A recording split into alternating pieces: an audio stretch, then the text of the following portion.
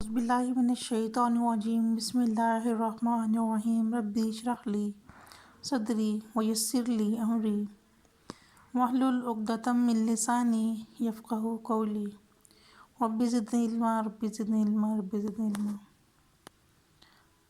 تو بیٹا آج دوسری دفعہ جو ہے ہم آن لائن کلاسز لینے کے لیے تیار ہیں۔ پہلے بھی آپ کے پاس مہلت تھی، وقت تھا، 6 مہینے کا عرصہ تھا جس کو آپ نے استعمال نہ کیا اور ضائع کیا۔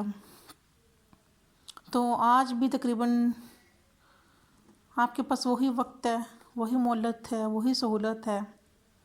تو میں آپ سے یہ کہنا چاہوں گی کہ بیٹا آپ اپنے اس وقت کو ضائع کیے بغیر اپنی کلاسز کو جو ہے وہ کنٹینیو کریں اور اپنے کام کو ساتھ ساتھ جو ہے وہ جاری رکھیں، ساتھ ساتھ یاد کرتے جائیں۔ ساتھ ساتھ کرنا اس فری وقت میں آپ کے لیے کرنا بہت ہی آسان ہے، جبکہ آپ لوگ گھروں میں بیٹھے ہوئے ہیں، آپ کو آنے جانے کا بھی کوئی جو ہے وہ مشقت نہیں کرنا پڑے گی۔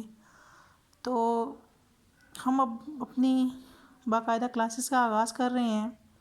اسلامت اختیاری جس کی 25 احادیث بیٹا آپ لوگ کر چکے تھے، آج ہم اس کی حدیث نمبر 26 کریں گے، جس کا عنوان ہے ناحق لینے کی سزا۔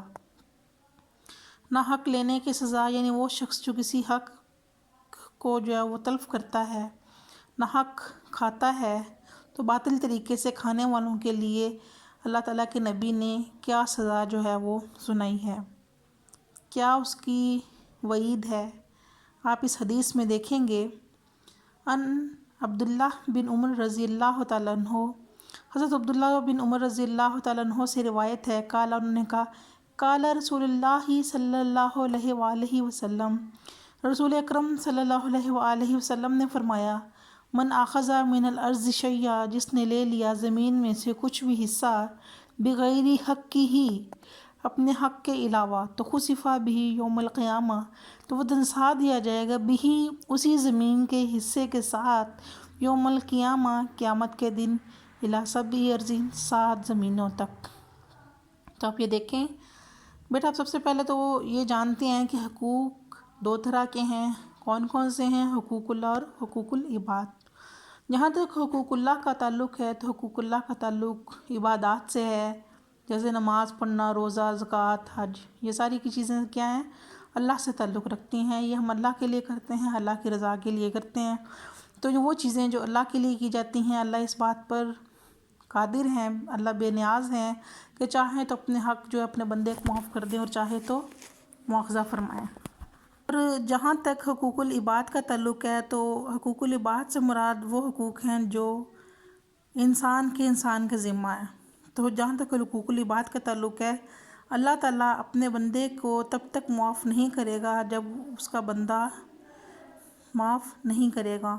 تو یہ کسی کا ناحق حصہ کھا لینا، قبضہ جما لینا، باطل طریقے سے کھانا، دھوکہ دہی سے کھانا، جھوٹ سے کھانا، جھوٹی قسمیں کھانا، یا کسی کے بالشت بھر زمین کو ہتھیا لینا جو آپ کا حق نہیں ہے، تو اس کے بارے میں اللہ کے نبی نے کیا بیان فرمایا کہ جس نے ناحق کسی زمین کا حصہ لیا، قیامت والے دن 7 زمینوں کا جو ہے وہ اس کو دھنسایا جائے گا۔ اللہ تعالیٰ کے نبی نے فرمایا کہ جس شخص نے کسی کی ایک بالشت بھر زمین، بالشت آپ سمجھتے ہیں کس کو کہتے ہیں؟ بالشت کہتے ہیں آپ کی مٹھی بھر زمین۔ تو ہم اس دنیا میں مٹھی کو کیا سمجھتے ہیں نا؟ ہمارے نزدیک مٹھی کی کوئی حقیقت ہی نہیں، کوئی اہمیت ہی نہیں، ہم اس کو بالکل تھوڑی سی چیز گردانتے ہیں۔ تو اللہ کے نبی نے کیا بیان فرمایا کہ جس شخص نے کسی کی مٹھی بھر زمین بھی ناحق لے لی تو اس کو محشر میں قیامت کے دن اس کی مٹھی اٹھانے کی تکلیف، وہ مٹھی بھر مٹی اٹھانے کی تکلیف بھی جو ہے وہ دی جائے گی۔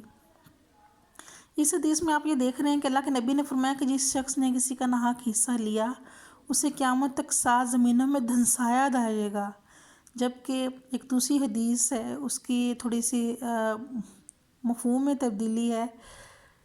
وہ اللہ کے نبی نے کیا بیان فرمایا کہ جس شخص نے کسی کی بالشت بھر زمین بھی ہتھیا لی تو اللہ عز و جل وہ اس کو اتنی تکلیف دے گا کہ وہ زمین کو کھودے یہاں تک کہ وہ آخر 7ویں زمین تک پہنچ جائے، یا پھر اللہ کیا کرے گا کہ 7 زمینوں کو طوق بنا کر اللہ تعالیٰ اس شخص کی گردن میں جو ہے وہ ڈال دے گا، یہاں تک کہ لوگوں کے درمیان فیصلہ کیا جائے گا، نعوذ بک من ذالک۔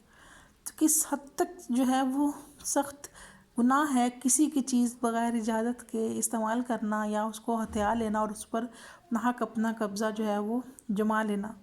کسی کا ناحق جو ہے وہ حق ہتھیا لینا یہ کیا ہے؟ کھلے عام ظلم ہے، اور ظالم جو ہے وہ اللہ تعالیٰ ظالم کو ہدایت نہیں دیتے۔ اللہ قرآن پاک میں بھی فرماتے ہیں واللہ لا یہدی القوم الظالمین، اور اللہ تعالیٰ ظالموں کو بالکل بھی ہدایت نہیں دیتے۔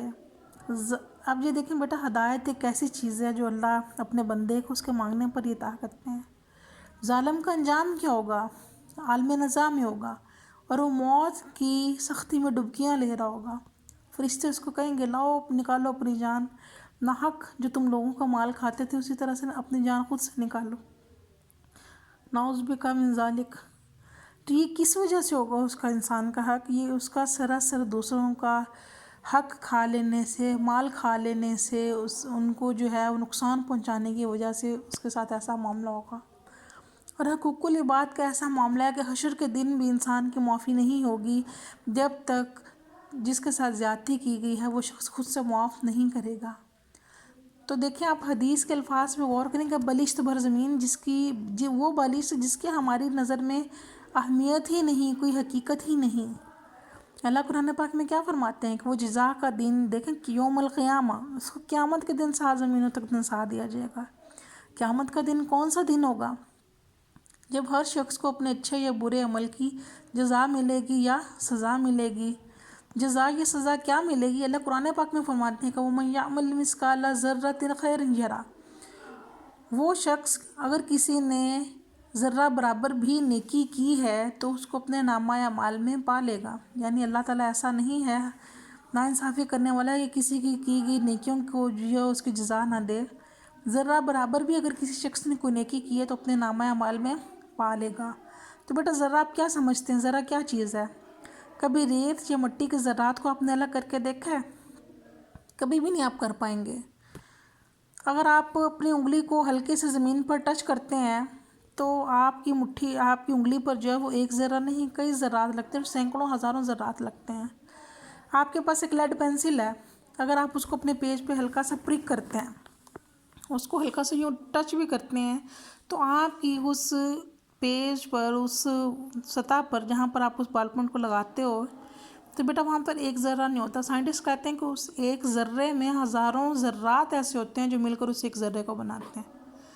تو یہ وہ ذرہ ہے جو اللہ نے قرآن پاک میں فرمایا کہ وَمَن يَعْمَلْ مِثْقَالَ ذَرَّةٍ خَيْرًا يَرَهُ، جو شخص ذرہ برابر بھی نیکی کرے گا، خیر کے کام کرے گا، اس کو بھی اپنے نامہ اعمال میں پا لے گا۔ وَمَن يَعْمَلْ مِثْقَالَ ذَرَّةٍ شَرًّا يَرَهُ، اور جو شخص اسی ذرے کے برابر اگر برائی کرے گا تو اس کو بھی اپنے نامہ اعمال میں پا لے گا۔